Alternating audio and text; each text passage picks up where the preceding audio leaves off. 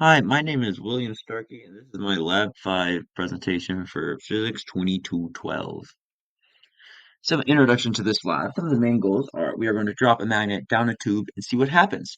To do this, we will use the data to estimate if that Faraday's law works. And we can calculate the times that it took both magnets to fall and see what forces were acting on them. Some fundamental principles we will use are the Biot-Savart law, Faraday's law, Newton's second third law, as along with Ohm's law and magnetic flux. The results are the experimental average time we got to be 1.486 out of 5 trials, and the computational time to be 1.519 seconds. Some physics principles we will use are the magnetic field due to that dipole. We'll also use the change in flux because we are going to have to calculate the induced current as well. Some models and assumptions. The model used was a magnet as a dipole, and some of the assumptions we used when using this was air resistance is negligible, and the only forces acting on the system are that magnetic dipole for the tube and the force of gravity from gravity. So the setup of the experiment, we used aluminum tube and the magnet for the system, and our surroundings for everything else in the room. So first, we found the magnetic north of the magnet using a magnetometer on a phone, and then dropped the magnet down the aluminum tube 5 times. Then we calculated the average time it took. Go. There we can see the magnet falling through a tube, although it did fall slowly compared to if it was just gravity acting on it, meaning there's something else there. Go. And if we look at the experimental calculation we did, we got varying times with an average of 1.486 seconds. We had length of 0.35 meters, width 0.06, inner radius 0.024, radius 0.03. Mu was getting from our lab 3 data, our mass 0.025, with an average time of 1.486 seconds. Now, if we looked at our computational model of the exact same experiment, we can do a little bit more in-depth on the thing we just saw.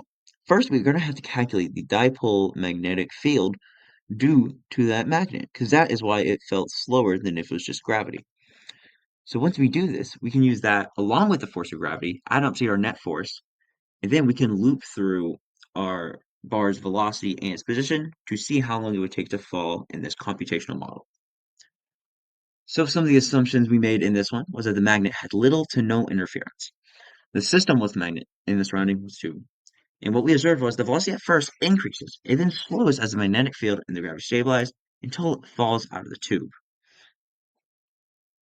Now, what was different between our model and our experimental data?